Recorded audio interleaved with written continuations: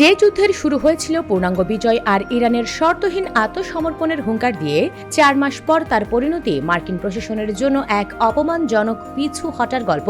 2018 সালে বারাক ওবামার করা ঐতিহাসিক পরমাণু চুক্তিকে ইতিহাসের সবচেয়ে বাজে চুক্তি আখ্যা দিয়ে বাতিল করেছিলেন ডোনাল্ড ট্রাম্প। অথচ 2026 সালের এই নতুন চুক্তির রূপরেখা বলছে ঘুরে ফিরে ওবামার সেই 2015 সালের চুক্তির শর্তগুলোতেই ট্রাম্পকে ফিরে আসতে হচ্ছে। ট্রাম্পের দাবি করা ইরানের পরমাণু কর্মসূচি পুরোপুরি ধ্বংস করার প্রতিশ্রুতির কোনো প্রতিফলনই এই চুক্তিতে নেই।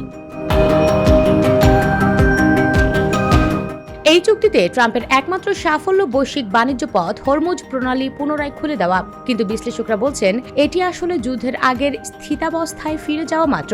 বরং এই প্রণালী বন্ধ করে বিশ্ব অর্থনীতিকে জিম্মি করার যে কৌশল ইরান নিয়েছিল তা সফল প্রমাণিত হলো। ইরানের নেতারা এখন ভালো করেই জানেন তাদের হাতে বিশ্বকে কাঁপানোর মতো একটি বড় অর্থনৈতিক অস্ত্র রয়েছে। সামরিক দিক থেকে ইরান তাদের নৌ ও বিমান বাহিনীর বড় অংশ হারিয়েছে, এমনকি যুদ্ধের শুরুতে নিহত হয়েছেন দেশটির সর্বোচ্চ নেতা আয়াতুল্লাহ আলী খামেনিও।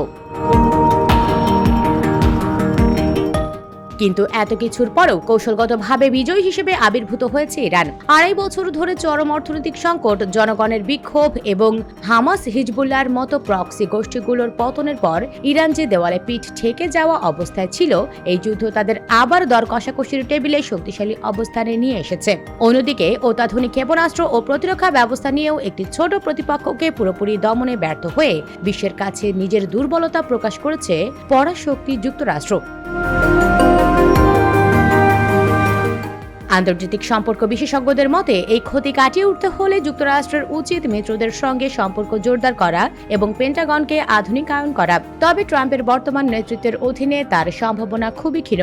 ইরান প্রমাণ করেছে তারা একের পর এক আঘাত সহ্য করেও টিকে থাকতে পারে। কিন্তু বড় প্রশ্ন হলো, ভবিষ্যতে ইরান যদি আবারও হরমুজ প্রণালী বন্ধ করে দেয়, তবে ট্রাম্পের কাছে আর কি বিকল্প খোলা থাকবে, নাকি ওয়াশিংটনকে আবারও তেহরানের শর্তই মেনে নিতে হবে? US Bengal desk report.